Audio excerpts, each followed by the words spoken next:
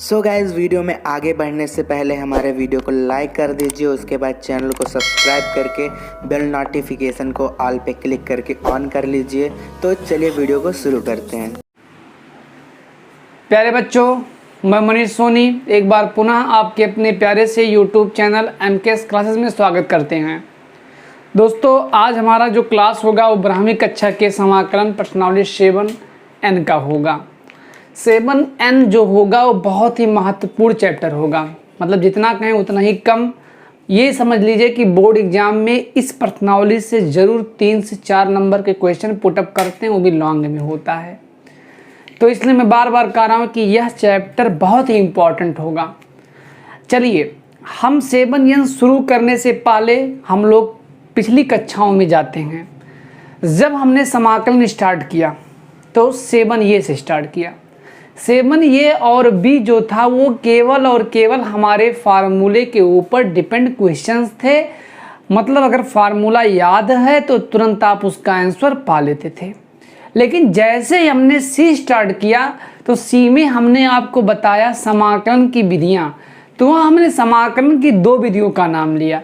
एक हमने बताया प्रतिस्थापन द्वारा समाकलन और एक हमने बताया खंडशः द्वारा समाकलन। तो हमने क्या किया कि C से लेकर के M तक प्रतिस्थापन और खंडशः पढ़ा। आज यहाँ हम लोग जो पढ़ने जा रहे हैं वो समाकलन की तीसरी विधि होगी, जो कि बहुत इम्पॉर्टेंट होगी। वो ना तो प्रतिस्थापन से लगेगा ना तो खंडशः से लगेगा, बल्कि एक नए मेथड से ही लगेगा। एक नया कॉन्सेप्ट होगा। वो नया कॉन्सेप्ट क्या होगा बच्चा लोग? वो होगा इंटीग्रेशन बाय पार्शियल फ्रैक्शन, मतलब आंशिक भिन्न द्वारा समाकलन।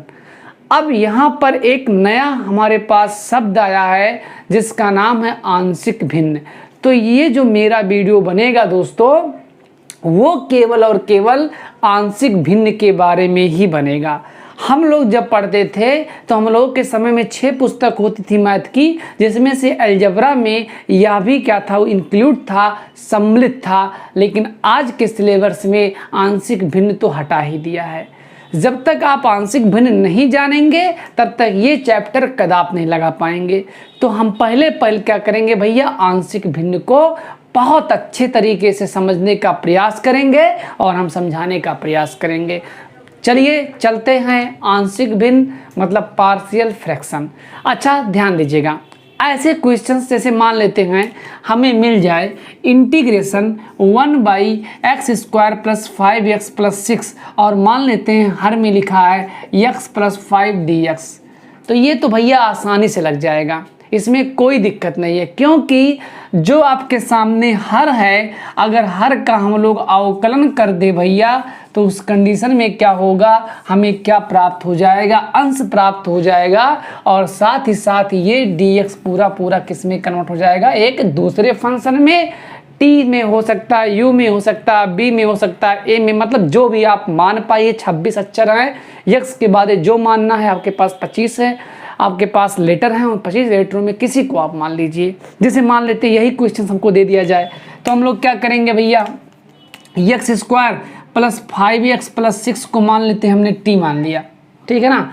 अब इसका डिफरेंशिएट करेंगे तो यहाँ से मान लेते हैं 2x लिखा है, तो ये हो जाएगा कितना आपके पास 2x, और 5x का करेंगे तो 5, ठीक है ना। x का 1 होगा, 6 का 0 होगा, फिर dt बाई क्या मिलेगा, dx मिलेगा। तो बच्चा लोग 2x + 5 dx बराबर कितना हो जाएगा, dt हो जाएगा। मतलब क्या है, पूरा हमारा फंक्शन क्या हो गया, dt में कन्वर्ट हो गया। तो इस कंडीशन में क्या होगा, जहाँ भी 2x + 5 dx होगा वहाँ केवल और केवल dt लिखा जाएगा, और जहाँ x² + 5x + 6 था वो तो t के इक्वल हो गया है। तो बच्चा लोग ये जो हमारा होगा वो log t होगा, क्योंकि हमने फार्मूला बताया है integration 1/x dx = log x होता है। मतलब यहाँ हो जाएगा आपके पास log t, और log t का वैल्यू कितना आपके पास है, x² + 5x + 6, और एक कांस्टेंट हम लोग क्या करते हैं, हम यह ऐड कर देते हैं। तो ये क्वेश्चंस तो लगा, लेकिन जब हमारे हर अंश में कुछ ऐसा था, मतलब हर का अवकलन कर दिए, हर का अवकलन कर दिए, हमें अंश प्राप्त हो गया। जिस कंडीशंस में हमारा क्वेश्चंस क्या हो गया भैया, आसान हो गया। ये आपका सब्स्टिट्यूशन बाय इंटीग्रेशन था, प्रतिस्थापन द्वारा समाकलन था। लेकिन आप ये मान लीजिए कि आपके पास दे दिया जाए 1/x² 5x + 6 का इंटीग्रेट करो, तब तो आपके पास प्रॉब्लम होगा। ये ना तो सब्स्टिट्यूशन से लगेगा भैया, ना तो भाई आपका पार्ट वाइज इंटीग्रेशन से लगेगा। मतलब ना तो ये खंडसा होगा, ना तो ये प्रतिस्थापन होगा। ये एक नया मेथड से होगा, ये नया कॉन्सेप्ट से होगा। वो नया कॉन्सेप्ट होगा partial fraction. Partial fraction is the most important for UP board examination, ठीक है ना। तो चलते हैं एक एक करके, हम इसका क्या करेंगे भैया, निचोड़ निकालेंगे और आपके सामने पेश कर देते हैं। और आशा ही नहीं, पूर्ण विश्वास के साथ कह रहे हैं कि आपको हम वो चीज़ समझा करके ही रहेंगे, और ये तो मेरा प्रयास ही होगा। तो चलते हैं इस क्वेश्चंस को हल करने के लिए हम पूरा पहले फंडा समझेंगे पार्शियल फ्रैक्शन का। तो चलिए कुछ देर के लिए आप लोग समाकलन शब्द को भूल जाइए। पूरा हम लोग पार्शियल फ्रैक्शन मतलब आंशिक भिन्न के बारे में लेक्चर देने जा रहे हैं। तो चलते हैं भैया पार्शियल फ्रैक्शन। पार्शियल फ्रैक्शन, आवाज़ आ रहा ना, पार्शियल फ्रैक्शन, और इसको हम लोग हिंदी में क्या कहेंगे भैया, आंशिक भिन्न कहेंगे। आंशिक भिन्न, तो एक शब्द आया है भिन्न। पहले हम लोग भिन्न फ्रिक्शन का मतलब समझ लेते हैं कि भिन्न कितने प्रकार के होते हैं।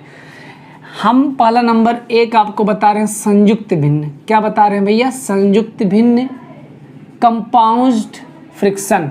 और दूसरा होगा सरल भिन्न। क्या होगा भैया, सरल भिन्न होगा। तो हम पहले संयुक्त भिन्न और सरल भिन्न को समझ लेते हैं। क्या होता है भैया, जब हर में एक से अधिक गुणनखंड उपस्थित होते हैं तो ऐसे भिन्न को हम लोग संयुक्त भिन्न कहते हैं। जैसे मान लेते हैं आपके पास आ जाए 1/x + a x + b x + c and c1। मतलब जब एक से अधिक फैक्टर आएंगे उसके डिनोमिनेटर में तो उस प्रकार के फ्रिक्शन को हम लोग कंपाउंड फ्रिक्शन कहते हैं। लेकिन अगर हमारे हर में डिनोमिनेटर में अगर केवल और केवल एक फैक्टर आए तो उसको हम लोग क्या कहते हैं भैया, सरल भिन्न कहते हैं। तो पहले आप क्या करेंगे, संयुक्त भिन्न की परिभाषा लिख लीजिएगा। जब हर में डालेंगे हेडिंग संयुक्त भिन्न कंपाउंड फ्रिक्शन, लिखिएगा। जब हर में एक से अधिक गुणनखंड हो तो उसे हम लोग क्या कहते हैं भैया, संयुक्त भिन्न कहते हैं। दूसरा लिखेंगे हेडिंग साधारण भिन्न, लिखेंगे जब हर में केवल एक ही गुणनखंड हो, जब हर में केवल एक ही गुणनखंड हो तो उसे साधारण भिन्न कहते हैं। अब क्या होगा हमारा आंशिक भिन्न की परिभाषा, ध्यान दीजिएगा। आंशिक भिन्न की जो परिभाषा है बोर्ड पर लिख दिया गया है। क्या लिखा गया है, ध्यान दीजिएगा। लिखा गया है यदि दी हुई किसी भिन्न को ऐसी सरलतम भिन्नों में खंडित का मतलब होता है भैया तोड़ना, खंडित कर लिया जाए, जिनका लघुत्तम समापवर्तन मतलब LCM लेकर हल करने पर मूल भिन्न क्या हो जाए भैया, प्राप्त हो जाती है। तो इस डिफिनीशन को हम एक एग्जाम्पल से समझने का प्रयास करते हैं। चलिए मान लेते हैं हमारे पास एक मूल भिन्न है x² + 5x + 6, ठीक है ना। ये दी हुई किसी भिन्न को, ठीक है ना, ये देखिए ये एक हमारे पास भिन्न है। अच्छा, इस चीज़ को लिख सकते हैं 1/x + 3 और x + 2 लिख सकते हैं। यदि दी हुई किसी भिन्न को ऐसी सरलतम भिन्नों में, तो ये जो भिन्न है भैया वो संयुक्त भिन्न है क्योंकि उसमें एक से अधिक फैक्टर आए हुए हैं। तो यदि दी हुई किसी भिन्न को ऐसी सरलतम भिन्नों में खंडित कर लिया जाए तो इसको हमें सरलतम भिन्नों में क्या करना है, ब्रेक करना है, तोड़ना है, खंडित करना है, ठीक है ना। जिनका LCM लेने पर हमें यह मूल भिन्न क्या हो जाए, पुनः प्राप्त हो जाए, वही क्या कहलाता है, आंशिक भिन्न कहलाता है। तो एक बार पुनः मैं आपको समझाने का प्रयास कर रहा हूँ। यदि दी हुई किसी भिन्न को ऐसी सरलतम भिन्नों में खंडित कर लिया जाए। तो ये हमारे पास कौन सा एक भिन्न है भैया? ये हमारे पास एक संयुक्त भिन्न है। ये संयुक्त भिन्न काहे है? क्योंकि इसमें हमारे पास एक से अधिक फैक्टर आए हुए हैं। इतना तो स्पष्ट हो गया। अब क्या है, इस संयुक्त भिन्न को हमें ब्रेक करना है। किसमें? एक सिंपल फ्रिक्शन में, एक साधारण भिन्न में। और उस साधारण भिन्नों का हम एलसीएम ले लें, हल कर लें और उसके पश्चात हमें क्या मिल जाए? पुनः मूल भिन्न प्राप्त हो जाए। तो वही क्या कहलाता है भैया? आंशिक भिन्न कहलाता है। तो जैसा कि हमारे पास ये एक संयुक्त भिन्न है, इस चीज को हम लिखने वाले हैं क्या? -1/x + 3 + 1/x + 2। आप बताइए, इसके डिनोमिनेटर में मतलब इसके हर में केवल और केवल एक फैक्टर है, इसके भी डिनोमिनेटर में अर्थात हर में केवल और केवल एक फैक्टर है। Then I can say that this fraction type simple fraction होगा। मतलब यह प्रकार किसका होगा भैया? एक साधारण भिन्न का होगा। चलिए हम साधारण भिन्न का एलसीएम ले लेते हैं, थोड़ा सा हल कर लेते हैं, देखते हैं मूल भिन्न प्राप्त हो रहा है कि नहीं हो रहा है। तो बच्चा लोग क्या होगा, आइए हल कर लिया जाए।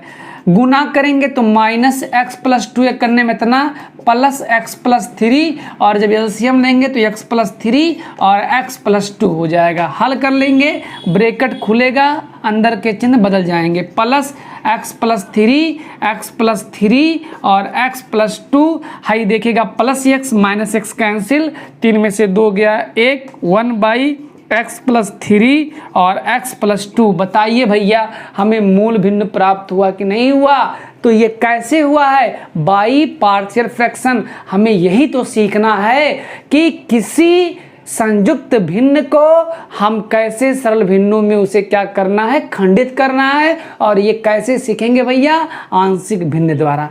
अब थोड़ा सा हम समाकलन शब्द का प्रयोग एक बार फिर से कर लेते हैं। जैसे हमने आपको बताया कि अगर यहाँ इंटीग्रेशन ऐसा कुछ दिया है 2x + 5, तो इसका आसानी से इंटीग्रेशन हमने पहले भी करके दिखाया होगा, log x² + 5x + 6x + constant. इसका ये आंसर होगा। लेकिन अगर यहाँ 1 दे दिया जाएगा तो इसका हम लोग आसानी से इंटीग्रेशन नहीं कर सकते। तब तक नहीं कर सकते जब तक हमें पार्शियल फ्रैक्शन का पूरा फंडा समझ में नहीं आ जाता है। तो चलते हैं, यहाँ इस चीज़ को हम लोग ऐसे भी लिख सकते हैं, बिल्कुल इसका फैक्टर करेंगे x + 3 x + 2 होगा। अच्छा भैया मुझे बताइए, इस चीज़ को हम लोग इतना तो लिख सकते हैं ना? बिल्कुल लिख सकते हैं। अगर नहीं लिख सकते तो हल करने पर कैसे हमें वही मिल रहा है ना? अगर हल करने पर मुझे वही मिल रहा, अर्थात इतने को हम लोग इतना आसानी से क्या कर सकते हैं? लिख सकते हैं। और यहाँ dx कर सकते हैं, यहाँ dx कर देते हैं। अब ये होगा पार्ट वाई इंटीग्रेशन, खंडशः समाकलन। तो भैया लोग आसानी से इसका हम लोग इंटीग्रेशन कर सकते हैं। जैसे आप लोगों को पता होगा कि अगर हम लोग क्या कर ले, माइनस को बाहर कर लेते हैं, x + 3 को आप t मान लीजिएगा, क्या करिएगा? लेट कर लीजिएगा, x + 3 = t कर लीजिएगा। x का 1 होगा, 3 का 0 होगा, dt/dx होगा। तो इस कंडीशन में dx बराबर कितना हो जाएगा? dt हो जाएगा। अच्छा भैया x + 2 को भी कुछ मान लीजिए, t' मान लें, x का 1 हो जाएगा, 2 का 0 होगा, dt' कितना हो जाएगा? dx हो जाएगा। तो dx बराबर कितना होगा? dt' हो जाएगा। तो बच्चा लोग क्या होगा? माइनस इंटीग्रेशन 1/x + 3 को t लिख सकते हैं, dx को dt लिख सकते हैं, प्लस लगा दीजिए, इंटीग्रेशन 1 को रहने दीजिए, dx को dt' लिखेंगे और बाई x + 2 को क्या लिखेंगे? t' लिखेंगे। तो बच्चा लोग हमें इसका समाकलन पता है, -log t हो जाएगा और इसका कितना होगा? log t' हो जाएगा। तो इस कंडीशन में -log t का मतलब है x प्लस कितना 3 है और प्लस कर देते हैं log t' का मतलब x + 2। तो बच्चा लोग हमें अगर इसका इंटीग्रेट करने के लिए कह दिया जाएगा तो इसका आंसर हमें मिलेगा इतना, -log x + 3 + log x + 2 और एक कांस्टेंट। यही हमारा क्या होगा? आंसर होगा। तो ऐसे ही हम कठिन कठिन सवालों को आसानी से हल कर सकते हैं। तब हल कर पाएंगे जब हमें पार्शियल फ्रैक्शन बढ़िया से पता होगा। तो इसी क्रम में चलते हैं और पार्शियल फ्रैक्शन में, हाँ, एक पार्शियल फ्रैक्शन का छोटा सा डिफिनीशन और आप बना सकते हैं या लिख सकते हैं, लिख लीजिएगा। दूसरा इसका डिफिनीशन, कॉपी पेन उठाइएगा और लिखना शुरू करिएगा अथवा करके इसका दूसरा डिफिनीशन, संयुक्त भिन्न को साधारण भिन्न में, संयुक्त भिन्न को साधारण भिन्न में बदलने के लिए प्रयोग की जाने वाली जितनी भी प्रक्रिया होगी या विधि होगी उसी को ही हम लोग क्या कहेंगे भैया, आंशिक भिन्न कहते हैं। तो इतना हो गया ना। अब चलते हैं अगला चीज देखने के लिए क्या होगा। दीजिएगा, हम आज आपको बताने जा रहे हैं भिन्न के प्रकार। भिन्न के प्रकार भी यहाँ हमें समझना पड़ेगा, जो कि हम बहुत छोटी कक्षाओं में पढ़े थे। भिन्न के प्रकार यहाँ हम दो भिन्न पढ़ेंगे, एक पढ़ेंगे उचित भिन्न, एक पढ़ेंगे हम लोग क्या भैया, उचित भिन्न, और दूसरा पढ़ेंगे अनुचित भिन्न। अनुचित भिन्न मतलब एक हमारा होगा प्रॉपर फ्रिक्शन, प्रॉपर फ्रिक्शन, और दूसरा होगा इम्प्रॉपर। अब एक एक करके हम दोनों समझ लेते हैं, उचित भिन्न और अनुचित भिन्न। पहला चीज क्या है, जैसे मान लेते हैं लिखा है कहीं x + 5 / x² + 5x + 6 लिखा है। अच्छा ये बताइएगा, अगर मैं पूछूं इस बहुपद की घात कितना होगा, तो इस बहुपद की घात, किसी बहुपद की घात उसकी अधिकतम घात मतलब डिग्री। अच्छा ये बताओ, इसकी पावर है 2, इसका पावर है 1 और इसका पावर मान ले 0, ठीक है ना। तो बताओ इस बहुपद की डिग्री कितनी होगी, मतलब घात कितना होगा भैया, महत्तम पावर 2 होगा। इसका कितना होगा, 1 होगा। बात समझ में आ रहा है ना। तो यहाँ से क्या होगा, पहला चीज यहाँ हमने जो लिख रहे हैं ध्यान दीजिएगा, हर की घात, हर की घात इज ग्रेटर देन अंश की घात। हमने लिखा क्या, हर की घात इज ग्रेटर देन अंश की घात। तो ऐसे भिन्न जो होंगे वो एग्जाम्पल्स ऑफ प्रॉपर फ्रिक्शन के होंगे। बात समझ में आ रहा है ना। अगर इसका एग्जाम्पल हम लोग दे दें तो लिख सकते हैं क्या, x + 5 x² + 5x + 6, इसका है पावर 2, इसका पावर है 1, तो हर का घात है 2, हर की डिग्री कितनी है 2, अंश की कितनी है 1, ग्रेटर कौन होगा 2। तो इस कंडीशन में ये जो हमारा होगा भैया वो एग्जाम्पल होगा किसका, प्रॉपर फ्रिक्शन का होगा। इतना समझ में आ गया ना। अब चलते हैं दूसरा चीज सीखते हैं। दूसरा क्या है, हर की घात, हमने लिखा हर की घात और लिखा अंश की घात, हर की घात और अंश की घात, ये चीज लिख दिया गया।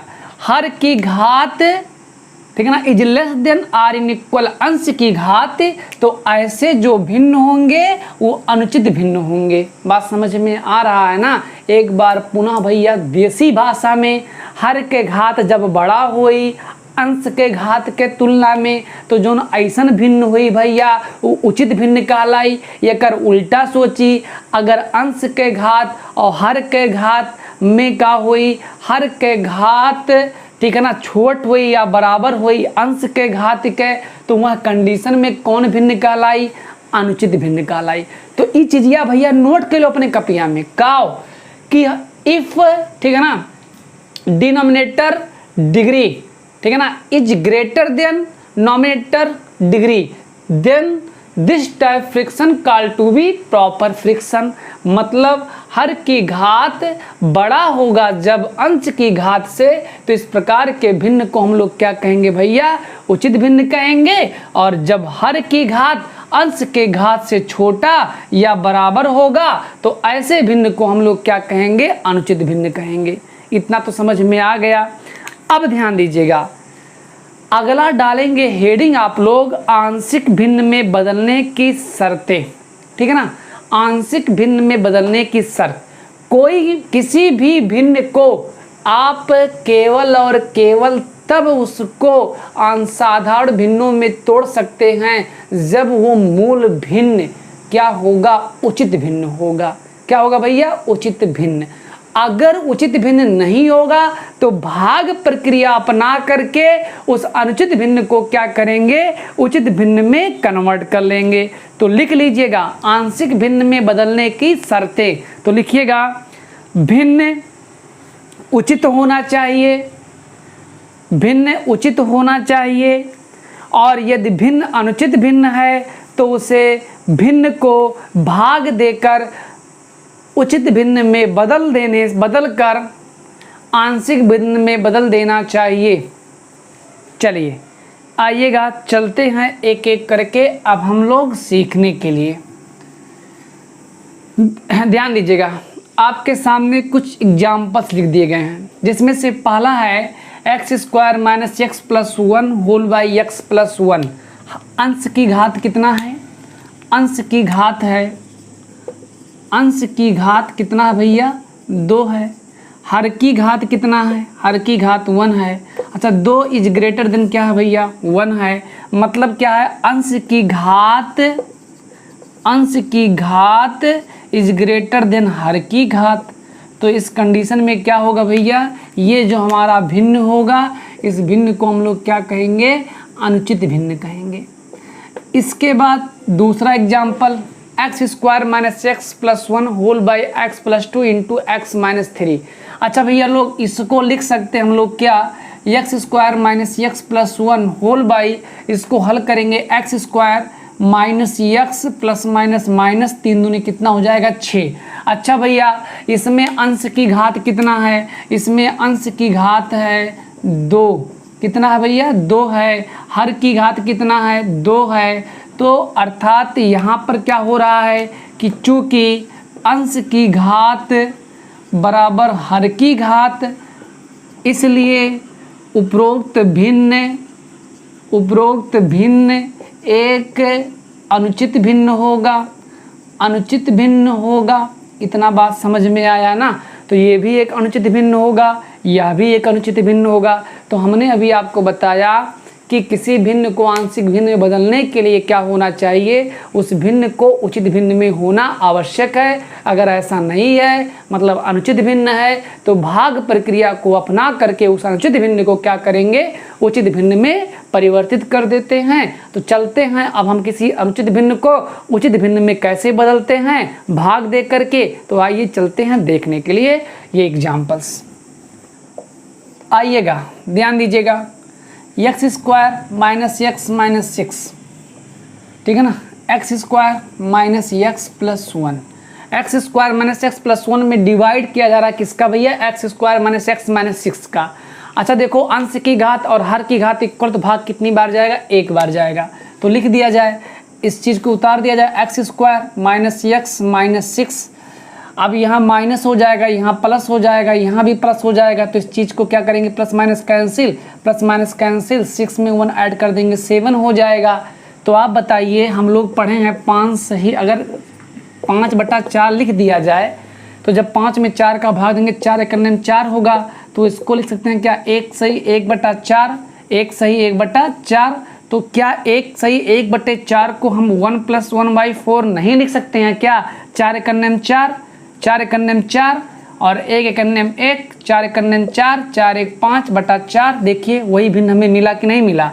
तो चाहे 1 सही 1/4 लिखो और चाहे उसी को 1 + 1/4 लिखो, मतलब जो भागफल है। तो इसी चीज़ को लिख सकते हैं क्या, इस चीज़ को हम लोग लिख सकते हैं क्या भैया, 1 प्लस, ठीक है ना, 7/x² माइनस x माइनस 6। तो ये बच्चा भाई ध्यान दो, ध्यान क्या देना है, ध्यान यही देना है कि ये जो हमारे पास अनुचित भिन्न था, अब हमने क्या किया भैया, भाग दिया और भाग दे करके उस अनुचित भिन्न को हमने क्या कर दिया भैया, उचित भिन्न में परिवर्तित कर दिया। और जब उचित भिन्न में परिवर्तित कर दिया तो उसे आसानी से हम लोग क्या कर सकते हैं, आंशिक भिन्न में बदल सकते हैं। तो चलते हैं, ध्यान दीजिएगा, यहाँ से इस प्रकार से हम लोग पा चुके हैं। क्या? ध्यान दीजिएगा, हमने पाया 1 + 7/x² - x - 6। अच्छा, इस चीज़ को लिख सकते हैं या 1 + 7 अच्छा भैया हमें ये बताइए इस चीज़िया को क्या हम लोग x + 2 x - 3 नहीं लिख सकते हैं क्या? बिल्कुल लिख सकते हैं, उसी का संतान है x + 2 × x - 3। ए बाबू हाई देखो, ये हमारा कौन सा भिन्न है? ये हमारा एक कंपाउंड फ्रिक्शन है, संयुक्त भिन्न है। अब इसी संयुक्त भिन्न को हम लोग साधारण भिन्न में क्या करेंगे? बदलेंगे। और उस साधारण भिन्न में बदलने के लिए हम जो विधि का प्रयोग करेंगे उसी विधि को हम लोग क्या कहते हैं भैया? आंशिक भिन्न कहते हैं। तो लिखेंगे अगला हेडिंग, आंशिक भिन्न में बदलने की दशा। चलिए चलते हैं। ध्यान दीजिएगा भैया, आपके सामने बोर्ड पर कुछ लिखे गए हैं, बहुत ही इम्पॉर्टेंट हैं। एक एक करके हम सबका जिक्र करने जा रहे हैं। आंशिक भिन्न में बदलने की दशा, cases of change to partial fraction. हमारे पास, ठीक है ना, किसी भी भिन्न को, संयुक्त भिन्न को आंशिक भिन्न में बदलने के लिए 4 केसेस हैं, ठीक है ना। 4 केसेस हैं, 4 टाइप के होंगे। फर्स्ट टाइप का केस क्या कह रहा भैया कि when denominator have linear factor with no repetition, मतलब जब हर रेखीय गुणनखंड हो तथा जिसकी पुनरावृत्ति ना हो। रेखीय गुणनखंड का मतलब उसका डिग्री कितना हो भैया? 1 हो। शर्त है जिसकी पुनरावृत्ति ना हो। तो लिखा है 1/x + 1, ये भी आपका क्या है भैया? एक लीनियर है। ये भी कितना है? लीनियर है। दोनों का डिग्री क्या है? होगा। अब ध्यान दीजिएगा, यहाँ से क्या होगा भाई? इसको सही कर, थोड़ा सा लॉक कर दो। अब इसके बाद क्या है? ध्यान दीजिएगा, यहाँ से क्या है कि जब हर रेखीय गुणनखंड हो तथा जिसकी पुनरावृत्ति ना हो। देखिए कोई रिपीटेशन नहीं है, x + 1 है, x + 2 है। हाँ, रिपीटेशन तब होता जब कुछ ऐसा होगा, क्योंकि आपको दिख रहा है x + 2 2 टाइम हो, मतलब वही चीज़ रिपीट हो रहा है। सेकंड क्या कह रहा है कि when denominator have linear factor with repetition, मतलब जब हर रेखीय गुणनखंड हो तथा जिसका पुनरावृत्ति हो। तो उस कंडीशन में इसका एग्जाम्पल लिख दिया गया है 1/x + 1 x + 2 का होल स्क्वायर। इन दोनों एग्जाम्पल्स में क्या अंतर है भैया? इसका रिपीटेशन हो रहा है। कैसे हो रहा है? x + 2 को हम लोग लिख सकते हैं होल स्क्वायर को x + 2 2 टाइम, मतलब इसको ऐसा ना लिख करके होल स्क्वायर लिख दिया। अब इसका क्या हो रहा है भैया? रिपीट हो रहा है। थर्ड क्या कह रहा है कि जब हर में द्विघातीय गुणनखंड हो तथा जिसका पुनरावृत्ति ना हो। तो आपको दिख रहा है, हाँ, जो थर्ड वाला होगा उसमें फर्स्ट और सेकंड फॉलो कर सकते हैं। बात समझ में आ रहा है? जो थर्ड आपका केस है, थर्ड केस में फर्स्ट और सेकंड दोनों ही इन्वॉल्व हो सकते हैं, उसके लिए कोई प्रॉब्लम नहीं होगा। तो इस कंडीशन में 1/x + 1 जो कि ये फर्स्ट वाला फॉलो कर रहा है, और इनटू में x² - x + 1 ये आपका क्वाड्रेटिक है, बट इसका रिपीटेशन नहीं हुआ है। आपके सामने फोर्थ एग्जाम्पल्स है, फोर्थ केसेस है, जब हर में द्विघातीय गुणनखंड हो तो जिसकी पुनरावृत्ति हो। तो आपको दिख रहा है इसकी पुनरावृत्ति हो रहा है। तो एक बार पुनः हम एक एग्जाम्पल दे करके सबको समझा दे रहे हैं। जब हर रेखीय गुणनखंड हो तो जिसका पुनरावृत्ति ना हो, जैसे मान लेते हैं 1/x + ये लिखा है, x + b लिखा है, x + c लिखा है, x + d लिखा है। सब आपके पास एक एक करके जितने भी हैं वो भैया फैक्टर लीनियर हैं और किसी की रिपीटेशन नहीं है। लेकिन अगर हम किसी का स्क्वायर लगा दे तो भैया आपको दिख रहा है जो इतना होगा वो फर्स्ट केस होगा, अगर इसमें इतना इंक्लूड कर ले तो ये सेकंड केस होगा, क्योंकि इस लीनियर में क्या है भैया, इसका रिपीटेशन हो रहा है, स्क्वायर लगा है। इतना तो हो गया फर्स्ट सेकंड। अब चलते हैं, अगर थर्ड के बारे में बात करें तो थर्ड में क्या कर रहा है कि हर में द्विघातीय गुणनखंड हो, मतलब आपका कुछ ऐसा भी हो सकता है, कोई जरूरी नहीं है कि उसके साथ साथ लीनियर भी रहे। बात समझ में आ रहा है ना? तो लीनियर भी हो सकता है, क्योंकि हमने बताया कि जो थर्ड केस होगा उसमें फर्स्ट और सेकंड इन्वॉल्व हो सकते हैं, कोई ज़रूरी भी नहीं है कि इन्वॉल्व हो। अगर ऐसा रहेगा तो कोई दिक्कत नहीं है, अगर ऐसा रहेगा तब भी कोई दिक्कत नहीं रहेगा। हाँ, कुछ लोग ये मत समझना कि गुना कर देंगे तो भैया कैसे क्वाड्रेटिक होगा, वो तो 3 ट्राई में चला जाएगा। नहीं, हम अलग अलग, ये तो फैक्टर चल रहे हैं सबके ना। अब ध्यान दीजिएगा, अगर हम फोर्थ कंडीशन के बारे में बात करें तो यहाँ क्या लगा देंगे, स्क्वायर लगा देंगे, तो ये फोर्थ कंडीशन फॉलो करेगा। तो हम आशा करते हैं आपको 4 कंडीशन समझ में आए होंगे। कॉपी में लिख लीजिएगा विथ एग्जाम्पल्स। इसके बाद हम एक एक केस के बारे में चलते हैं, सबको हम लोग क्या करते हैं, पार्शियल फ्रैक्शन में कन्वर्ट करते हैं। ध्यान दीजिएगा, पहला हमारे पास एग्जाम्पल्स है, जब हर रेखीय गुणनखंड हो तथा जिसकी पुनरावृत्ति ना हो। तो हमने एक एग्जाम्पल लिया था और वही प्रीवियस एग्जाम्पल यहाँ पर हम लोग लिख दिए हैं। X square minus x plus 1 whole by x square minus x minus 6, ये हमारे पास अनुचित भिन्न होगा। काहे होगा, हमने बताया अंश की घात बराबर हर की घात। तो ऐसी स्थिति में भिन्न हमारा अनुचित होता है। अनुचित भिन्न को हम पार्शियल फ्रैक्शन में डायरेक्टली कन्वर्ट नहीं कर सकते हैं। पहले हम लोग उस इम्प्रॉपर फ्रैक्शन को क्या करते हैं, प्रॉपर फ्रैक्शन में कन्वर्ट करते हैं। कैसे करते हैं भाई, डिवाइड प्रोसेस को यूज करके। तो हमने इस हर को, इस डिनोमिनेटर को इतना लिखा बाई फैक्टर, ठीक ना, मैंने फैक्टर कर दिया। इसके बाद क्या है, यहाँ से हम क्या किए हैं, इस चीज़ को, ठीक है ना, हमने डिवाइड प्रोसेस को यूज करके हमने इतना लिखा। इतना समझ में आ रहा है ना। 1 तो हमारे पास कांस्टेंट है, इसके बारे में कोई बात नहीं करेंगे। आपके सामने लिखा है 7 by x square minus x minus 6, इसको लिख सकते हैं 1 प्लस 7, और इस चीज़ को इतना लिख सकते हैं, जो कि मैंने इतना लिख दिया। अब आपको साफ साफ दिख रहा होगा कि जो लिखा गया है 7 by x plus 2 x plus 3, ये भैया आपका फर्स्ट केस क्या कर रहा है, फॉलो कर रहा है, क्योंकि डिनोमिनेटर में लीनियर फैक्टर हैं और किसी का रिपीटेशन नहीं किया गया है और यह एक प्रॉपर फ्रैक्शन है। तो इस कंडीशन में इसको हम आसानी से पार्शियल फ्रैक्शन में बदल सकते हैं, क्योंकि ये सारे केसेस को फॉलो कर रहा है। अब आइएगा कैसे कैसे अब हम लोग इसको पार्शियल फ्रैक्शन से हम इसको एक सिंपल फ्रैक्शन में कैसे कन्वर्ट करेंगे, हम इसी के बारे में सीखने जा रहे हैं। अब ध्यान दीजिएगा, पहला चीज़ क्या है, 7 by x plus 2 x plus 3 को लिख सकते हैं a बाई एक्स प्लस 2 और b बाई एक्स प्लस 3। अगर आपके पास कोई और लीनियर फैक्टर होता तो c बाई करके लिख सकते थे। मतलब अगर आपके पास x plus a, x plus b, x plus c, x plus d and so on होगा, तो उसको लिख सकते हैं क्या, बारी बारी से a by x plus a, b by x plus b, c by x plus c, d by x plus d dot dot dot and so on. इतना समझ में तो आया होगा। अब एक चीज़ ध्यान दीजिएगा, मतलब यहाँ से ये एग्जाम्पल्स बताने का मेरा ये मतलब है कि जितने टर्म होंगे उतने हम लोग टर्म यहाँ पर भी क्या करेंगे भैया, बढ़ा लेंगे। तो चलते हैं, ध्यान दीजिएगा।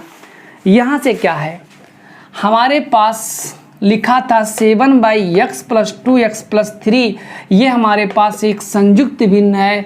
हमने क्या किया, इसको एक सिंपल फ्रैक्शन में क्या कर दिया भैया, कन्वर्ट कर दिया, जहाँ a और b हमारे कांस्टेंट वैल्यू होंगे। इतना हो गया ना। अब ध्यान दीजिए, अगला स्टेप, पहला स्टेप ये हो गया, इसको आप क्या करेंगे, इक्वेशन नंबर फर्स्ट मान लेंगे। अब अगला कार्य होगा, एलसीएम लेना है मुझे राइट हैंड साइड का। तो 7 बाई, इसको ऐसे ही आप उतार दीजिए, x plus 2 x plus 3 equal LCM लेंगे तो x प्लस 2 एक्स प्लस 3 होगा। x प्लस 2 से x प्लस 2 डिवाइड हो जाएगा, कैंसिल हो जाएगा, बाकी क्या बचा है x प्लस 3, तो a के साथ x प्लस 3 का गुना हो जाएगा। x प्लस 3 से x प्लस 3 कैंसिल हो जाएगा, फिर होगा क्या, b x प्लस 2। अब दोनों के डिनोमिनेटर देखिएगा इक्वल है, तो इसको हम लोग क्या कर सकते हैं, कैंसिल कर सकते हैं। अगला कार्य क्या है, ध्यान दीजिएगा, यहाँ से हमें मिला क्या, 7 equal a x plus 3 b x plus 2, equation number ये कितना मुझे मिला भैया, सेकंड में मिला। इतना समझ में तो आया होगा। अब ध्यान दीजिएगा, यहाँ से a और b के मान निकालने के हमारे पास दो विधि हैं। नंबर 1 हमारे पास जो विधि है वो है वैदिक विधि। वैदिक विधि मतलब वैदिक मेथड, वैदिक मेथड। और जो दूसरा हमारे पास है भैया सामान्य विधि, सामान्य विधि, सिंपल मेथड। हम बारी बारी से दोनों का यूज करके ए और बी के वैल्यू को फाइंड आउट करेंगे।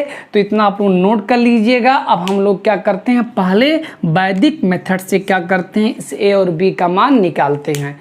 तो भैया वैदिक मेथड में कैसे हम ए और बी का मान निकालते हैं, हम एक एक कोएफिशिएंट को मतलब क्या करते हैं, जो हमारे पास x+3 है हम एक एक करके 0 करते हैं। उस कंडीशन में अगर ये 0 होगा तो b का वैल्यू फाइंड आउट होगा, जब ये 0 होगा तो ये का वैल्यू फाइंड आउट होगा। इस प्रकार से जो हमारे पास अज्ञात राशियां a और b हैं वो एक एक करके हमें क्या हो जा रही हैं, प्राप्त हो जा रही हैं। तो चलते हैं वैदिक विधि का यहाँ यूज करके a और b के वैल्यू को फाइंड आउट करते हैं। हाँ, वैदिक विधि जो आपका होगा वो केवल और केवल केस फर्स्ट और केस सेकंड में फॉलो होगा। बाकी जो केस थर्ड और फोर्थ होंगे उसमें हम लोग क्या करेंगे, सैंपल मेथड ही यूज करेंगे। सैंपल मेथड सबके लिए फॉलो होगा, लेकिन जो वैदिक मेथड होगा वो केवल और केवल केस फर्स्ट के लिए और केस सेकंड के लिए होगा। तो हमें दोनों सीखना है।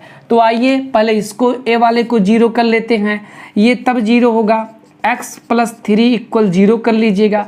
दिस एम्प्लाइज x = -3, ठीक है ना, पुट, ठीक है ना, क्या करते हैं x = -3 समीकरण 2 में रखने पर, समीकरण 2 में रखने पर तो जहाँ जहाँ भी हमारा x होगा वहाँ वहाँ पुट होगा -3। तो आइए 7 = ये और -3 + 3 b -3 + 2, तो 7 और ये हो जाएगा 0 v -1। तो इस प्रकार से -b हमें क्या मिलेगा, 7 मिलेगा। This implies b = -7। तो बच्चा लोग इस प्रकार से b का मान हमें कितना मिला, -7 मिला। अब आइएगा चलते हैं, क्या करते हैं, x+2 = 0 कर लेते हैं। दिस एम्प्लाइज x = -2, ठीक है ना, का मान समीकरण कहाँ रखेंगे, समीकरण 2 में रखने पर, समीकरण 2 में रखने पर। तो आइएगा समीकरण 2 में क्या करते हैं, x पुट कर देते हैं -2। तो हो जाएगा कि आपके पास 7 ठीक है ना, 7 a होगा, x के जगह पर -2 पुट कर दे रहे हैं, +3 होगा, और इसके बाद में +b होगा, x के जगह पर -2 होगा, +2 होगा। तो 7 a हल करेंगे तो 1b × 0 मिलेगा। तो इस प्रकार से a कितना मुझे मिला, 7 मिला। तो b मिला -7 और a कितना मिला, 7 मिला। तो लिख देते हैं क्या, a व b का मान समीकरण 1 में रखने पर, समीकरण 1 में रखने पर। तो आइए समीकरण 1 कहाँ है, यहाँ है। तो 7/x+2, 7/x+2 और इंटू x+3 इक्वल a का वैल्यू कितना है, a का वैल्यू है 7/x+2 प्लस b का वैल्यू कितना है, -7/x+3। तो प्लस माइनस क्या हो जाएगा आपके पास, माइनस हो जाएगा। इतना समझ में तो आया होगा। अब इसके बाद क्या होगा, ध्यान दीजिएगा थोड़ा सा। अब क्या होगा, ये क्या था, लेफ्ट हैंड साइड में ये हमारे पास एक संयुक्त भिन्न था। ये कौन सा भिन्न था भैया, संयुक्त भिन्न। और हमें क्या प्राप्त हुआ भैया, एक अलग अलग से सरल भिन्न प्राप्त हुआ। अगर हम सरल भिन्न का लासा ले लें और वही मूल भिन्न प्राप्त हो जाए तो समझेंगे हमारा सही है। तो आइए उत्तर की जांच भी कर लिया जाए, ठीक है ना। थोड़ा देखो कवर कर लो भाई, क्रॉस मल्टीप्लाई कर ले, 7x+3 होगा, माइनस लगा दे रहे हैं, 7 लिख दे रहे हैं, x+2 होगा, बाई में x+2 और x+ कितना है, 3 है। इतना हो गया। अच्छा एक चीज़ गलती हुआ है, क्या गलती हुआ है, x+2 और x+3 है और हमारे पास क्या था, चलिए कोई बात नहीं है, ठीक है, चिंता करने की कोई बात नहीं है। हालांकि सवाल थोड़ा चेंज हो चुका है, यहाँ माइनस था और हम प्लस करके लगा रहे हैं, इसमें कोई सोचने की बात नहीं है, सही है। अब होगा 7x 7 त्रिक 21 माइनस 7x 7 दूनी 14 बटे x प्लस 2 और x प्लस 3 होगा। अच्छा, प्लस माइनस क्या हो जाएगा, कैंसिल, और इसके बाद में 7 दूनी 14 ये माइनस में हो जाएगा। बात समझ में आ रहा है ना। अब 11 में से 4 गया, ठीक ना, 7 4 11, और उसके बाद में 1 मिनट, यहाँ कितना बचेगा आपका, 14 ही बचेगा। थोड़ा सा गलती हो रहा है कुछ, हाँ 7 बचेगा, सॉरी 7, ठीक है ना। 7/x प्लस 2 और x प्लस 3 हो जाएगा, ठीक है ना। यहाँ से कितना हो जाएगा, 11 में 7 गया 4, हाँ सही है। तो बच्चा लोग क्या हुआ, 7/x प्लस 2 x प्लस 3 हमें मिल चुका है। मतलब हमारा जो ये सरल भिन्न में प्राप्त हुआ है, जो हमें सरल भिन्न प्राप्त हुआ है, कैसे प्राप्त हुआ है, बाय पार्शियल फ्रैक्शन। हमने जब उस कंपाउंड फ्रिक्शन को हमने एक सिंपल फ्रिक्शन में कन्वर्ट कर लिया, और उसको कन्वर्ट करने के लिए कौन हेल्प किया है, उसमें मेथड हमने फॉलो किया है पार्शियल फ्रैक्शन। और इस प्रकार से जो हमें सिंपल फ्रिक्शन मिला उसको थोड़ा सा हमने हल कर लिया। हल करने के बाद हमें वही मूल भिन्न क्या हो गया भैया, प्राप्त हो गया। अर्थात ये हमारा सवाल क्या है, सही है। अब ध्यान दीजिए, इतना नोट कर लीजिएगा, समझ में आया होगा। एक बार पुनः समझा दे रहे हैं। जो हमारे पास डिनोमिनेटर होगा, जितने टर्म होंगे उसी के अकॉर्डिंग हम ऊपर वाले टर्म को बढ़ाएंगे। चूँकि 2 टर्म था तो a/x प्लस 2 कर दिया, b/x प्लस 3 कर दिया। इसको फर्स्ट आप स्टेप क्या करेंगे, जब a b c d जो भी होगा मान लेंगे तो क्वेश्चन नंबर आपका तुरंत फर्स्ट होगा। और इसके बाद क्या है, इसका आप क्या करेंगे, एलसीएम ले करके इसको कैंसिल करके जो बच रहा उसको उतार देंगे। इस प्रकार से ये हमारा सेकंड इक्वेशन बना। अब इसके बाद क्या है कि हमें जो a और b के वैल्यू हैं, a और b का वैल्यू, a और b के जो वैल्यू हैं, ठीक है ना, वही हमें निकालना है, वही हमारा ज्ञात है। और a और b के वैल्यू को ज्ञात करने की 2 विधि है। एक हमारे पास वैदिक विधि है और दूसरा हमारे पास क्या है, सरल सिंपल है। तो वैदिक में क्या करते हैं, एक एक करके 0 करते हैं। जब एक एक कर को 0 करेंगे, जब एक को 0 करेंगे तो दूसरे का वैल्यू मिलेगा, और जब दूसरे को 0 करेंगे तो पहले का वैल्यू मिलेगा। इस प्रकार से क्रम से हमें a और b के जब वैल्यू फाइंड आउट हो जाएंगे तो उस कंडीशन में क्या करेंगे, a और b के मान को समीकरण 1 में रख देंगे। रखने के बाद जो हमें मिलेगा वो एक सरल भिन्न होगा। उस सरल भिन्न का हम आसानी से इंटीग्रेशन ज्ञात कर सकते हैं। तो अब हमारा अब की बार जो होगा वो होगा सिंपल मेथड से। इतना नोट कर लीजिएगा, ध्यान दीजिएगा। वही क्वेश्चंस है लेकिन अब की बार मेथड हमने चेंज कर दिया। सिंपल ना का करके हम भूल गए थे भाई, पॉपुलर मेथड रहेगा, ठीक है ना। तो आइएगा चलते हैं पॉपुलर मेथड से इसको, इस कंपाउंड फ्रिक्शन को सिंपल फ्रिक्शन में कन्वर्ट करते हैं। तो चलते हैं, पहला काम वही होगा, a/x प्लस 2 होगा, फिर b/x प्लस 3 होगा। तुरंत इसे क्वेश्चन नंबर फर्स्ट हम लोग मान लेंगे। इसके बाद क्या होगा, 7/x प्लस 2 होगा, x प्लस 3 होगा, और यहाँ से क्रॉस मल्टीप्लाई, वही पुरानी बात, चाहे क्रॉस मल्टीप्लाई कहिए चाहे एलसीएम कहिए, बात तो इक्वल है। x plus 2 x plus 3 a और x plus 3 b x plus 2, यहाँ से ये चीज़ क्या हो गया, कैंसिल हो गया। फिर क्या बचा हमारे पास, 7 equal a x plus 3 b x plus 2। इतना तो समझ में आ गया होगा। अब ध्यान दीजिएगा, 7 इक्वल लिख रहे हैं ax plus 3a bx plus 2b, जहाँ a और b एक क्या होंगे, अचर पद होंगे। अब आइएगा 7 ax और कहाँ x है, यहाँ bx 3a प्लस 2b, यहाँ से लिख सकते हैं 7 equal x common a plus b 3a plus 2b। अब ध्यान दीजिएगा 7 यहाँ केवल और केवल अचर पद है, तुलना नहीं कर सकते हैं।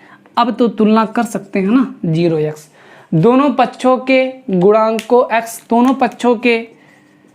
दोनों पक्षों के गुणांकों एवं अचर पदों की तुलना करने पर तुलना करेंगे तो a प्लस बी, एक्स का कॉफिशिएंट कितना है, a प्लस बी है, तो a प्लस बी, और इसका कॉफिशिएंट कितना है 0, a प्लस बी इक्वल 0, और फिर constant term 3a plus 2b equal कितना है 7। तो ये क्वेश्चन नंबर सेकंड मान लीजिए आप लोग, और इसे क्वेश्चन नंबर थर्ड मान लीजिए। सेकंड और थर्ड को आप लोग क्या करेंगे, सॉल्व करेंगे, जो कि हम लोग क्लास 10th में भी पढ़ चुके हैं, ठीक है ना। 7th 8th में पढ़ चुके हैं कि युगपत समीकरण, मतलब कोई भी आप चाहे प्रतिस्थापन विलोपन कुछ भी लगाइए, ठीक है ना। तो यहाँ से हम आसानी से a प्लस बी इक्वल 0, तो a इक्वल कितना हो जाएगा -b, तो समीकरण 3 से अब हो जाएगा 3, a की जगह पर -b प्लस 2b इक्वल हो गया 7, -3b प्लस 2b इक्वल 7, और इस प्रकार से हल करने पर -b इक्वल 7 और b इक्वल कितना आ गया -7। तब इस रिलेशन से a बराबर कितना हो जाएगा, -b है, ये माइनस माइनस कितना हो जाएगा प्लस, तो a और b का मान क्या करेंगे भैया, समीकरण 1 में रख देंगे। ये व b का मान समीकरण 1 में रखने पर, तो आइए 7/x plus 2x plus 3 equal a की जगह पर कितना हो जाएगा 7, और फिर उसके बाद में x/2 प्लस, ठीक है ना, प्लस माइनस क्या होगा माइनस 7/x प्लस 3। तो आपने देखा भैया कि हमने a और b का मान दो मेथड से, ठीक है ना, फाइंड आउट किया, जो कि वही आ रहा है। अब सुनिएगा, नोट कर लीजिएगा, समझ में तो आया होगा, इतना सब में कॉमन है। बस पॉपुलर मेथड में क्या करना है हमें, ठीक है ना, x के कोएफिशिएंट को अलग कर लेना, कांस्टेंट टर्म को अलग कर लेना, उसके बाद कंपेयरिंग कर देना, उसके बाद में आपके इक्वेशंस बनेंगे, और उस इक्वेशन को सॉल्व करके ए बी जो भी होगा उस वैल्यू को फाइंड आउट कर लेंगे। इसके बाद में क्या होगा, वो हमारा संयुक्त भिन्न सरल भिन्न में कन्वर्ट हो जाएगा। तो ध्यान दीजिएगा भैया, हमारे पास जो क्वेश्चन था वो था 7/x plus 2, 7/x plus 2 into x plus 3। अगर आपका क्वेश्चन ऐसे कह दे भैया integration 7/x plus 2x plus 3 कह दिया जाए, इसका इंटीग्रेशन करो, तो अब हम लोग इसी क्वेश्चंस को, जब पार्शियल फ्रैक्शन नहीं पढ़े थे, कुछ भी नहीं जानते थे, तो यही क्वेश्चंस हमारे लिए क्या था भैया, हार्ड था। लेकिन अब हम लोग कुछ पार्शियल फ्रैक्शन के बारे में जान चुके हैं, अब इसका ब्रह्मास्त्र हमें पता है, इस चीज को लिख सकते हैं integration 7/x plus 2 minus 7/x plus 3 overall क्या लगा देंगे, dx लगा देंगे। इसके बाद इसका आप लोग हम पार्ट से कर लेंगे, part by part by integration, तो 7/x plus 2 dx minus 7/x plus 3 dx। आप लोग तो अब समझदार हो गए हैं, यहाँ से इसका डायरेक्टली हो जाएगा 7 log x plus 2 minus 7 log x plus 3, और सॉल्व करेंगे 7 कॉमन ले लीजिए, log x plus 2 minus log x plus 3, और इसके बाद में क्या करेंगे, log m minus log n है, log m/n log x plus 2 by x plus 3, और एक कांस्टेंट, ये हमारा क्या हो जाएगा आंसर। कितना आसान है, बट आपको पार्शियल फ्रैक्शन जानना है। तो दोस्तों इस प्रकार से फर्स्ट मेथड हम लोगों का क्या हो गया, इंड हो गया, मतलब फर्स्ट केस हमने इंड कर दिया, इतना नोट कर लीजिएगा। तो ध्यान दीजिएगा आपके सामने, ठीक है ना, 3 टाइप के क्वेश्चंस लिखे हैं, और तीनों टाइप के जो क्वेश्चंस होंगे वो केस नंबर फर्स्ट को फॉलो करेंगे कहीं ना कहीं। ये आपके लिए होमवर्क रहेगा, जब तक आप ये वीडियो मतलब जब तक ये क्वेश्चन आप सॉल्व नहीं करते हैं तब तक हम आपको अगला जो हमारे पास 3 केसेस हैं उसको हम नहीं बताएंगे। हाँ, जब ये चीज़ आप सॉल्व कर लीजिएगा तो हमारे व्हाट्सअप नंबर 9670203072 पर आप क्या करेंगे, सॉल्व भेजेंगे। जब भेजेंगे तो हम जानेंगे कि हाँ पढ़ रहे हैं तो अर्थात मेरा ये जो वर्क है, हार्ड वर्क है, वो हम मानेंगे सक्सेस हो रहा है। जब तक आप इस चीज़ को नहीं भेजेंगे तब तक हम मानेंगे कि मेरा पढ़ाना लिखाना सब व्यर्थ है। तो दोस्तों ठीक है ना, पहला जो क्वेश्चन है 3x + 2 x + 1 x - 2, इसमें आपको दिख रहा है कि x + 1 x + 2 लीनियर है, नॉट रिपीटेशन है, अर्थात ये केस नंबर फर्स्ट को फॉलो करेगा। x² - x + 1 whole by x + 1 x - 2, पहला चीज क्या होगा कि ये आपके पास एक इम्प्रॉपर मतलब अनुचित भिन्न है। तो पहले नंबर का है अनुचित भिन्न है, क्योंकि जितना घात अंश का है उतना ही घात हर का है। कैसे पता मुझे, इस चीज को आप क्या करेंगे, हल करेंगे तो मिलेगा क्या, x², ठीक है ना, -x -2। तो आपको साफ साफ दिख रहा है कि जितना हर की पावर है, जितना हर का डिग्री है उतना ही अंश का डिग्री है, तो वो कंडीशंस इम्प्रॉपर होगा।